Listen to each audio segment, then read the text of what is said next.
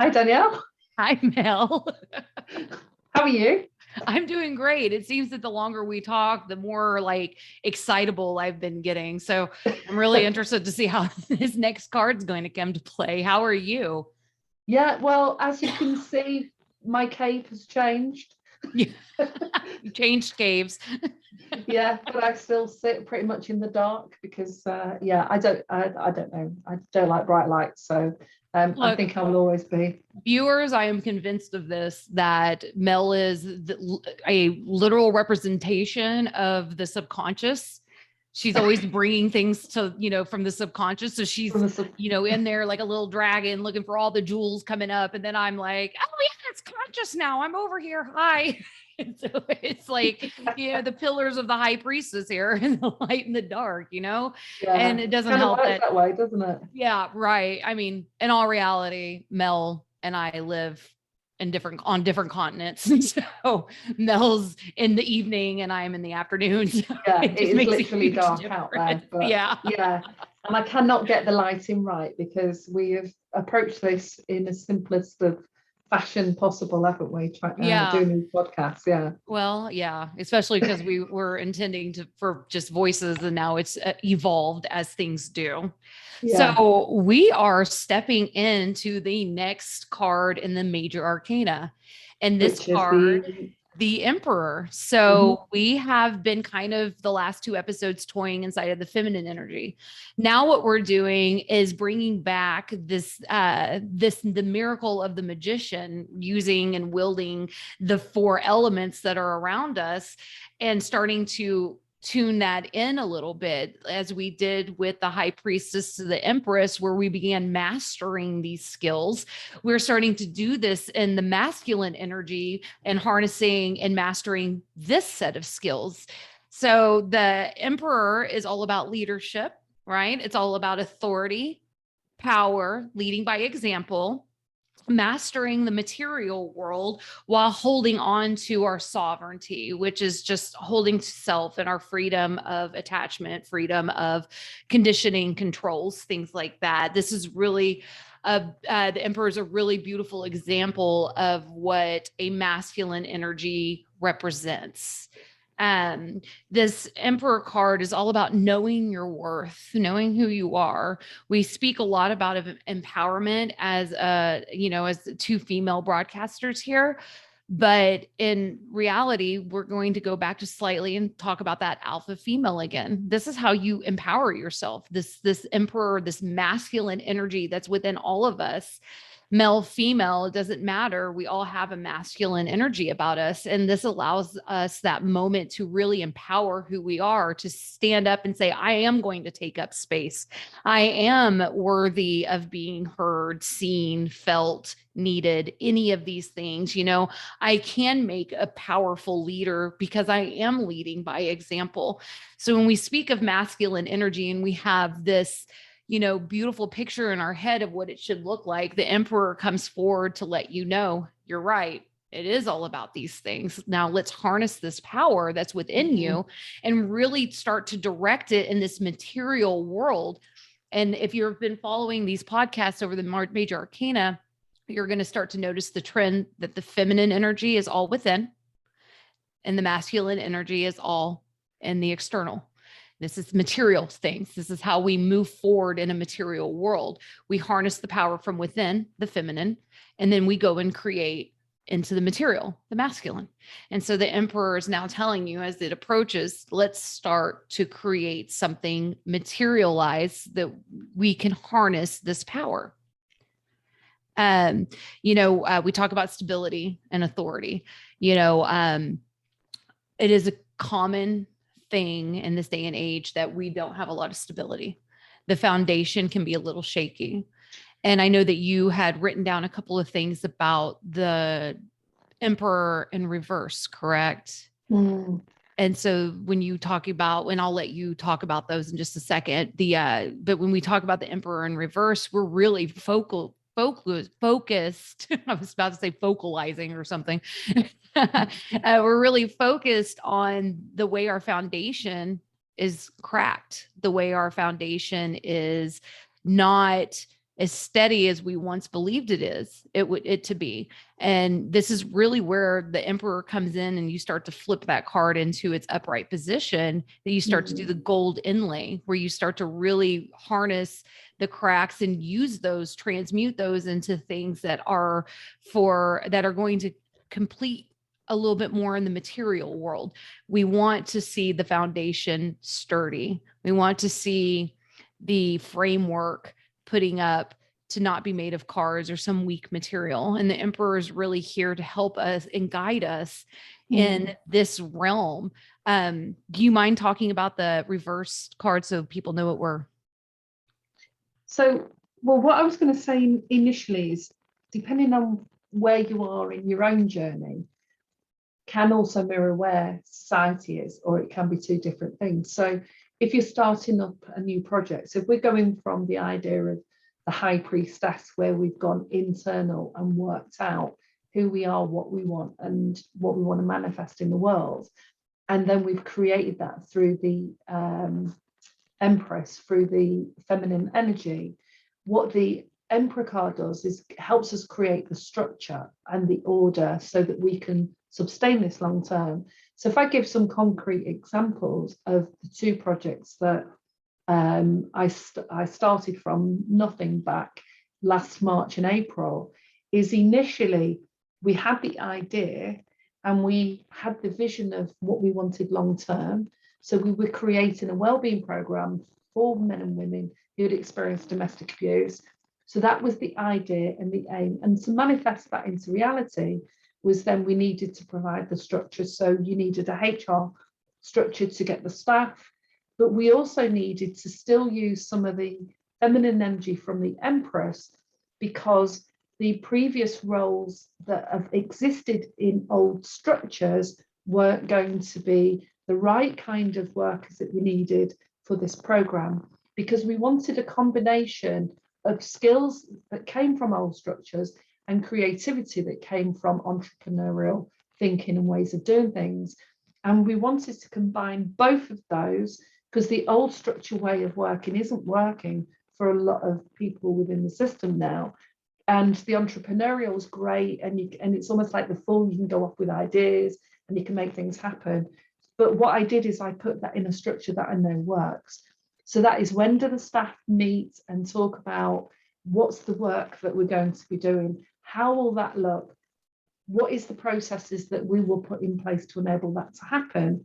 So we created a referral form, and the old structure was it'd be paper-based. Now we've got it electronic, so it takes less time for people to do that.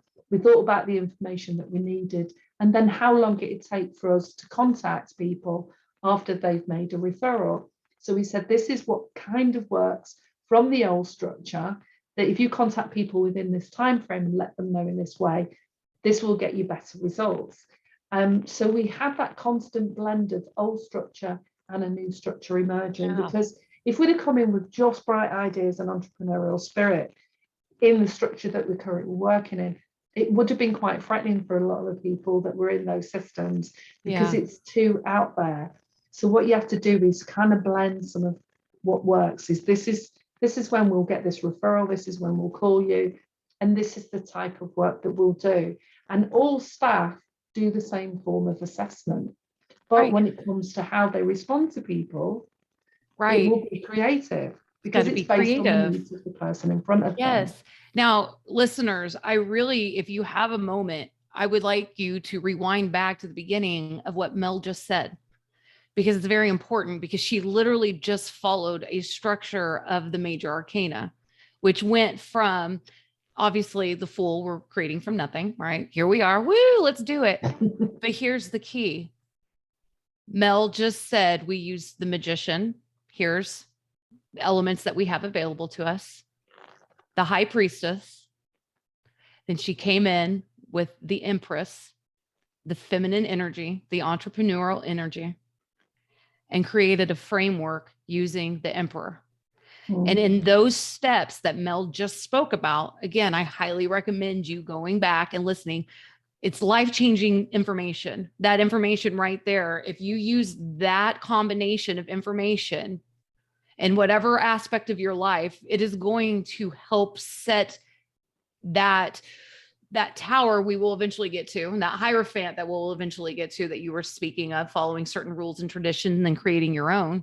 But what she's doing is she's creating, using both masculine and feminine energy that is all within us to create a new space, because some of the things from the old are no longer working. So we need to bring in new energy to this space so that it is now a whole space using both masculine and feminine energy. This is how the world is going to evolve. This is how we're evolving in the world. And Mel just explained it in a very basic work analysis that anybody could follow. So yeah, wanted to because we have to respect, like you say, the ancestors and those that have been before us, because they've put in the time and effort and energy. And that's the Emperor's position, isn't it? Is we've lived several lives, we've worked in several workplaces, and we've learned hard lessons. So it's what is it that we can bring forward that can work? But also we have that constant process of reviewing. We put in those solid structures, but they're not too rigid and controlled, that it doesn't allow any creativity or room to breathe or something new to emerge. Because in my projects, if we were told to only work with people who wore red shoes, and we found that actually everybody's wearing yellow shoes, then we would have to revise what we were doing to meet the needs of the yellow shoes. And we're kind of in a precipice in terms of humanity, because especially in the UK, and I think probably in America as well, to a large degree, is all of the structures that have been put in place worked at the time when they were created. A lot of the structures came from factory processes of the 9-to-5 day, of working with the light in certain ways, because if you're a farmer, it's how you yield your crops and the kind of work that people can do over that time period. And now what we've got is very uncertain times. If we're in uncertainty, and there's too much uncertainty and chaos, then the way to manage that sometimes is to put in some structure. So the positive benefit of utilizing the Emperor as the card and the nature of that energy is to utilize that masculine energy. Now, coaching is a masculine energy. It's what's the problem, what you're trying to work with, and how do you want to get to your goal? So if we wanted to lose weight, for example, or get fit or increase our well-being, as we talk about in most of our podcasts, is you would decide from the High Priestess, what is it I want to work on? How do I navigate that? And so for me, I sit down too much. It's actually affected the muscle structure of my body. So now I'm using 2 exercises a day in order to bring that up and strengthen my body in that way, so I can do longer term those other things. Back to the projects of the people that we're working with, it's how do we help them be creative entrepreneurs? Because we've actually set all this up virtually. 5 years ago, I was in an office with lots of other people with systems. We now don't have an office. We have virtual spaces. We're running courses online. So we're using the new way of doing things. And the old way of doing things is what we've learned is people like to connect, but they don't like to be watched and controlled and monitored all the time. So what can we put in place where people feel trusted and valued for the what they bring to the table? So, and we put these in place so that everybody now, when we meet once a week, can say, how is it working? But what can happen with structure is sometimes the teenage energy, the child energy, bangs against the structure and says, this is too rigid, I don't like it. And sometimes what people do is throw the baby out with the bathwater, because they go, well, this isn't working. And I've seen that time and time again. No, you've got to give things sometimes, some things to embed, like when you're creating the foundations of a house. You've got to let things settle, and you only change some of the things. You don't change everything overnight. Sometimes when you get to the tower moment, as you said, everything just falls apart, and you have to wake up in a new dawn and say, right, okay, where am I starting right at the beginning? But you're not there when you're in the Emperor card. The downside of that in the reverse meaning is the level of power and control. So often in a hierarchical society, as we have certainly in Western culture had, you had a manager at the top and you'd work your way up there, and the manager sends the information down the ranks to everybody and everyone's meant to conform. But who generally knows most about what it's like to work on the shop floor, the coal face, wherever it is you're working, are the workers. And what we are now starting to see in companies that are doing much better is how do you harness the information and the experience that people have. On a government level, we are seeing very tight controls and structure put in, but we're also seeing a lot of chaos in society. And anyone knows who talks to me privately or on here knows I listen a lot to Jordan Peterson, who frames the idea of chaos and order very well. And this is that balancing of those two things. Nope. So if you're at the beginning of a new project, you need the structure and order. If you're a teacher and you've started in September with new children coming into class, you need order and structure so those kids know what you expect from them. However, you start to look at what can be a little bit more flex once people have found their feet and once you've allowed things to operationalize, or you've found you can bring in more exercises or things to do if it's your own personal goals that you are creating. It's a tricky one for people to get their head around, and often there's this battle between, and we've seen this in the spiritual world, haven't we? We talked about this as this freedom, this idea of freedom and respond and just be, which is great. But actually, what can happen is you have too much of that floating around, and you never actually follow through or get things moving forward and aligned unless you put the framework in place. You get yourself out of bed, you get yourself sorted for the day, you get your food and you get your bills paid and you do those things. And once you've got that structure in place and everybody knows kind of where their position is to some degree, then you can also allow the other elements to bubble away and manifest. Right. And, if you follow this major arcana in the way that we're describing it, your tower moment isn't going to be quite as severe as it could be. In fact, your tower moment could be very little of the destruction and more of, I'm noticing this one part of the tower is not working out. And so let's revamp it. Right. So if we follow the major arcana through the psychology of self, when the tower moment, because the tower moment always comes, it's part of the cycle, it won't be as devastating. It'll be more of a, let's reconfigure, let's adjust as needed, and you're right. Whenever we are in too rough of an emperor mentality, too into the masculine, this authority figure becomes a control. It becomes dictatorship. It becomes, I am now in control of every action you're having. Every behavior you're going to exhibit has to come under a certain guideline. Otherwise, I feel out of control. Very similar to the Empress, whereas the Empress is, I want to control your feelings, the outcomes to things. Then the Emperor's the control and the minute details, the, what do we call micromanaging kind of thing. So, this is, again, being a masculine energy, we're really going to start focusing on the father figure. So how are the leaders in your life? How are the people that you feel or vibe to be a leader in your existence? Start to kind of, and we're not saying pick them apart and find every aspect of them you don't like. But again, as we've been learning through this arcana, this is a dual world. How do we turn this into a polarity? How do we turn this into a vibration that goes up and down a scale as opposed to, this versus this? Let's start to really look at these authority figures in our life, these people we consider leaders, and say, what are the aspects of them I really enjoy? What is it that I am trying to take from them those aspects that I want to instill in myself?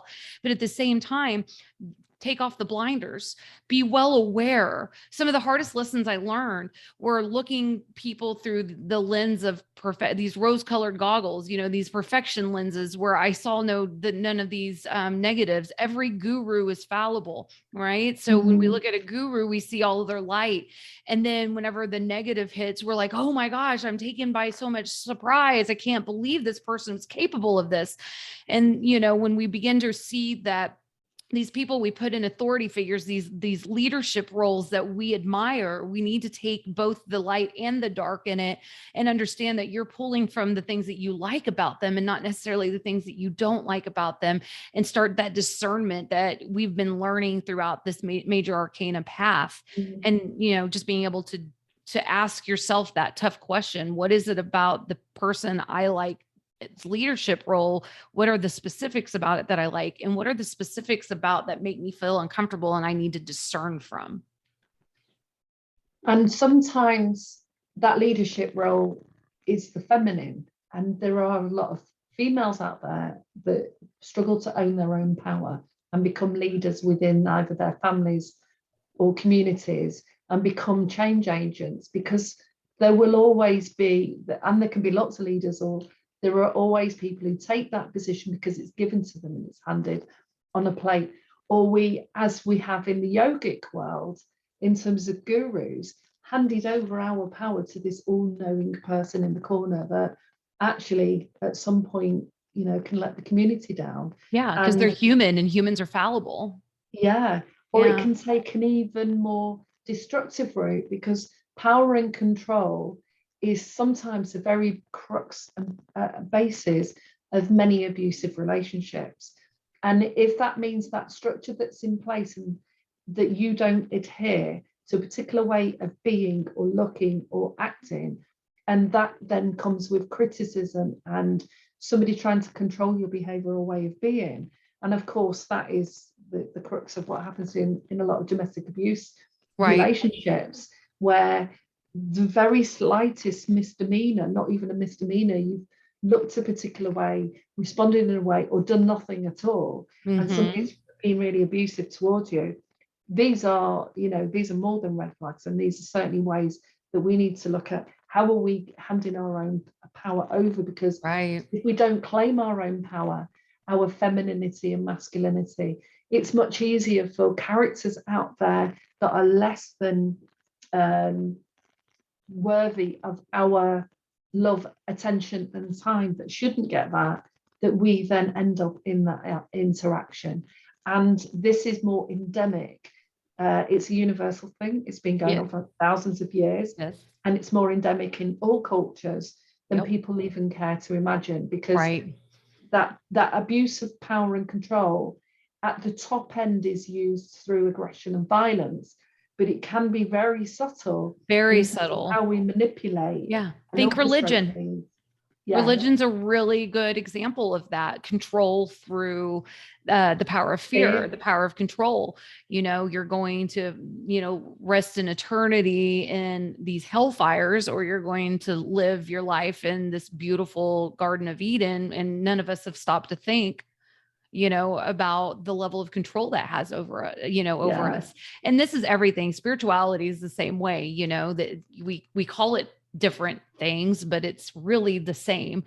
And, you know, you do this in the way you hand over your power to the mass media, or to politicians, or to your spouse. We even hand over our power to our children, you know, and the reality is that we are meant to be sovereign beings. We are meant to, there's lessons inside of this. Obviously, there's some tradition that we have to walk through. There's some understanding that we have to get to, and we'll get to that in these major arcana. But right now, the Emperor card saying, well, we are started to harness what's within. So let's start to reflect that into the outer world, and let's start to harness what we can outside of us, right? And that doesn't mean the control of anybody else. That means the control over yourself and your path. You know, the Emperor does, you know, beg the question, am I being reactive? Or am I staying calm in this? You know, we use this all the time, the center of the will. Am I staying in the center of the will and allowing things to happen and be the observer of it? Or am I on the outside of that will reacting to every tiny thing that happens that's outside of my control? How am I reacting to this? Am I staying calm in the face of danger? Am I doing the freeze, fight, or flight?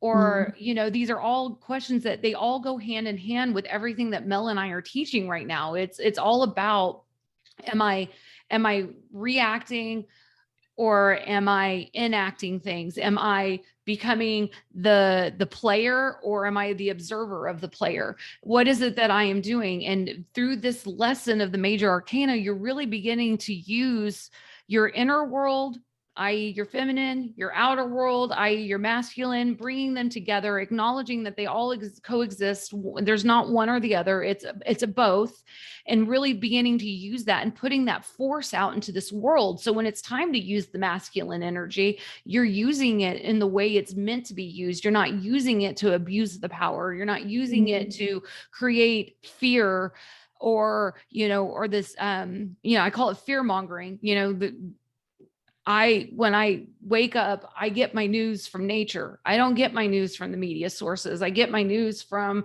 how my family's responding, if my friends are okay, because at the end of the day, that's going to tell me a whole lot more than perhaps a wildfire in a different part of the country, or, something along those lines, or some petty behavior that the politicians are doing again, so there is a lot of chaos in this world. And right now we're trying to teach ourselves how to harness. Chaos causes change, and it helps with clarity of change, and it helps us bring back in order. There's always a grand scheme to this, but right now we're focused on self. What chaos are you bringing to the table? What chaos can you let go of? How is it that I can be an effective leader, not only in my own life, but in my family's life, in my work life, in my friend's life? How can I creatively lead and be an authority inside of these realms that feel very chaotic? Well, you can, and the Major Arcana is definitely here to help show that to you. So I will say that the Emperor is under the sign of Aries, which is a fire sign. Now, what do we know about fire, right? It can get out of control if it's not tended to properly. You also don't want the fire to die. It always brings me back to one of my favorite little anime movies, which is, Howl's Haunted. Oh, I can't remember it. Or Howl's Moving Castle. And it's like this, and it's all about this hearth. The center of it is the fire, and the fire happens to be this person's heart, and the fire has to remain. If the fire smolders, then everybody, and then he dies. It's kind of a whole thing, and it's really beautiful. But if you get it out of control, it can burn down the house. It can take away the framework that you've been working on. And Aries being the first of the zodiac sign, it can be a little bit more of an immature energy. It can, if left untended, it can get out of control. And so that's where you would have that card in reversal, where you would be taking on too much control, burning bridges that don't need to be burned, taking on too much, and then exploding that onto everybody else in the way that you manage them in a very micro way. So it's also ruled by Mars. Aries is ruled by Mars. So that would be the Emperor being ruled by Mars. It means you should look into reactions by you and others around you. This goes back to the value system we've talked about several times, right? As you grow, as you mature, as you start taking responsibility for yourself, you'll begin to really notice the people that don't take responsibility for themselves and how they react into everything that they do, and that they don't take the first step. Instead, they're just reactionary. And do you want that kind of thing in your life? Do you want that existence to be in the world that you've created? In some aspects, it's a good thing to have reactive people, because it teaches you a lot about yourself, a lot about the world and nature as it is. But at the same time, when you're ready to let go of the chaos, you're really going to take note of these things. And these are going to be very important things for you to take note of, because you're going to let them start to fall away. You're not going to want to hold on to the chaos anymore, because you've gone through the chaos to reach your order. So how much chaos are you going to allow in your little bubble, your little world that you've created? So any feminine that we've been working in has been heart, right? And this is going to be the mind.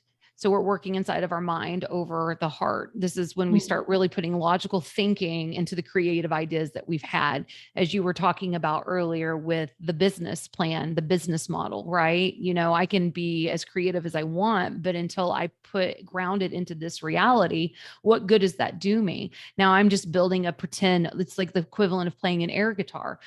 No sound is going to emit, right? So now we need to start really thinking about how we're going to materialize this. So we've got to start thinking thinking logically, analytically, pulling out the big guns to really start grounding this in. This is when vision boards come into mind. This is when you start hiring people. This is when you start having the meetings that you need to have to start putting into concrete what it is that you're seeing in your mind's eye.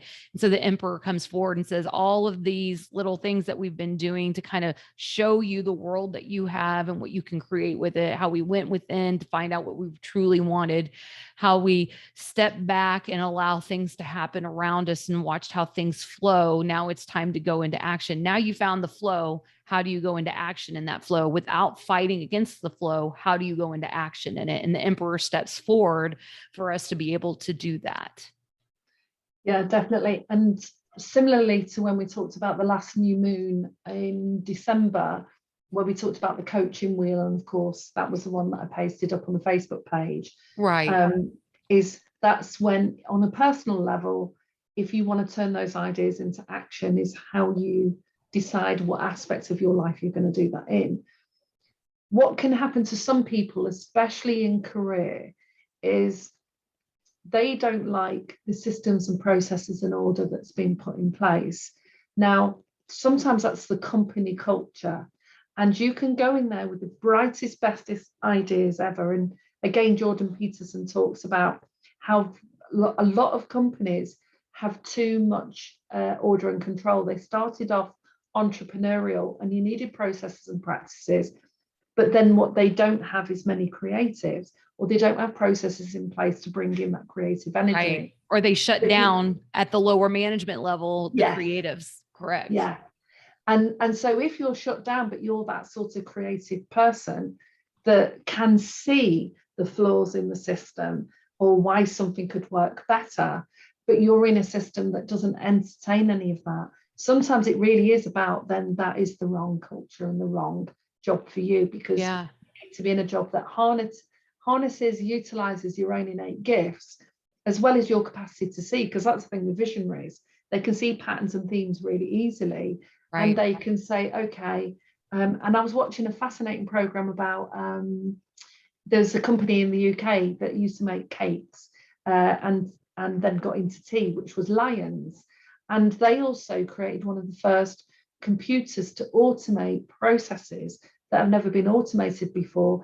And I think the equivalent in America was in the health industry, where a guy called Michael Singer, who has a book around surrender, he was a spiritualist, but went into the corporate world and started enabling them to move their systems into an IT system to automate a whole range of practices that is still used today, but it was in the very early stages of going from paper and manual ways of managing all that stuff into something that's automated, that saved a lot of time and reduced the amount of work that everybody had to do. Right. And they've just been shaped and shaped and shaped. We're still using the same processes. We've just changed them according to how we evolve as a system. Right. I was just watching something about meteorology, and it started with a metaphor with a man that was in World War I believe. And he created a metaphor on how the supercomputer or the future is going to work for meteorology. And they've taken that and they've adjusted as needed, and they've created a system that is still being used to this day. Yeah. So again, and I would like to point out that that's the beauty of spirituality.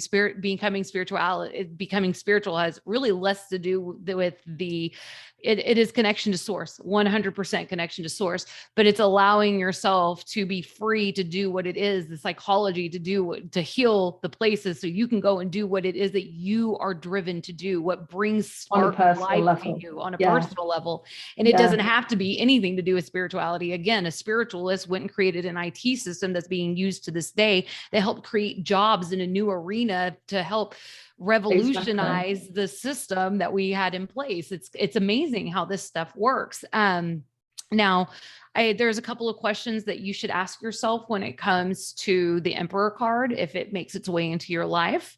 It's going to be, how am I a leader to myself? Again, you can go back to the coaching wheel. It's on our page at Mel and Danielle on Facebook. and that will help you kind of help you in that coaching style for self as well.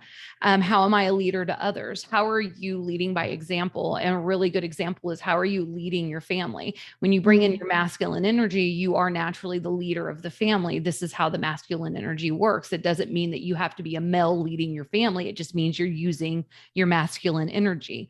So how am I leading myself? How am I leading my family? And how am I leading others? So when you start to really question yourself, what I want to be, I ask this of my children as they start to evolve and get a little bit older. I ask them, because there's always that moment in parenting, right, where you have to have that sit down. And I always tell my kids, you are a natural leader.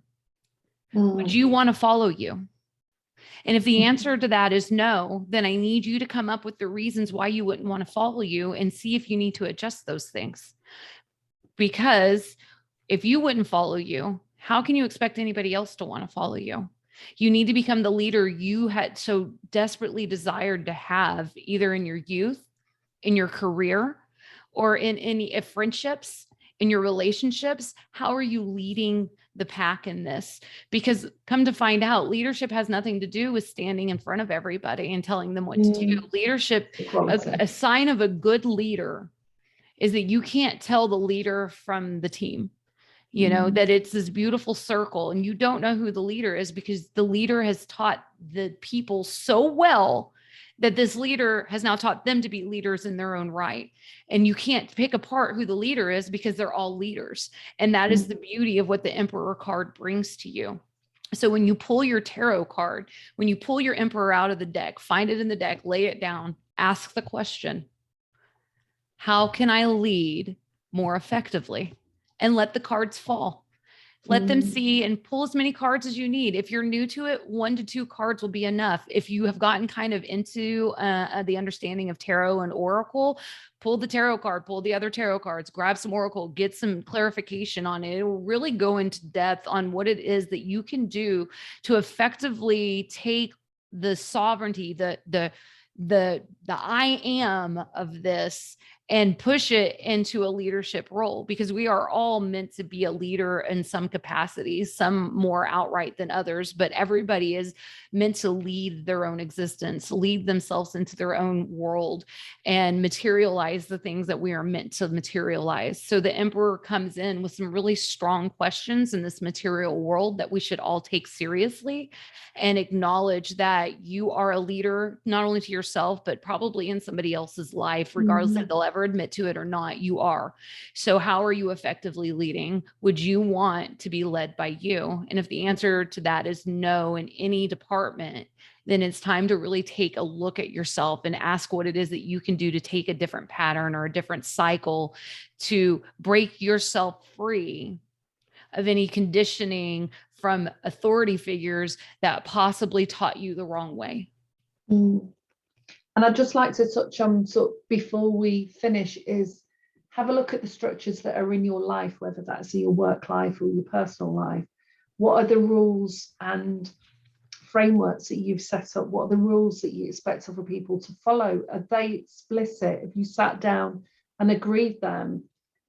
What contracts have you brought into? Is it assumptions that you live by, or is it that you've sat down together and decided, this is how we're gonna, this is who's gonna get the food, this is who's gonna do the housework, or this is who's gonna do the marketing, this is who's gonna send the emails?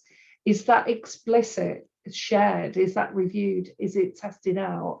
And who are the people that you hand your power over to? If you practice yoga and interested in spirituality, it doesn't mean today that you have to get up every day and you have to light a yellow candle and look at all the different sun gods and practice it in a particular way.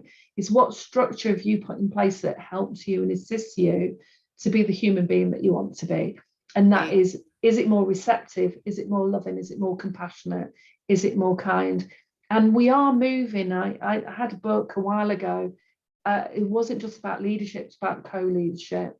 So when we're delivering training, we were doing leadership training at the university when I worked there.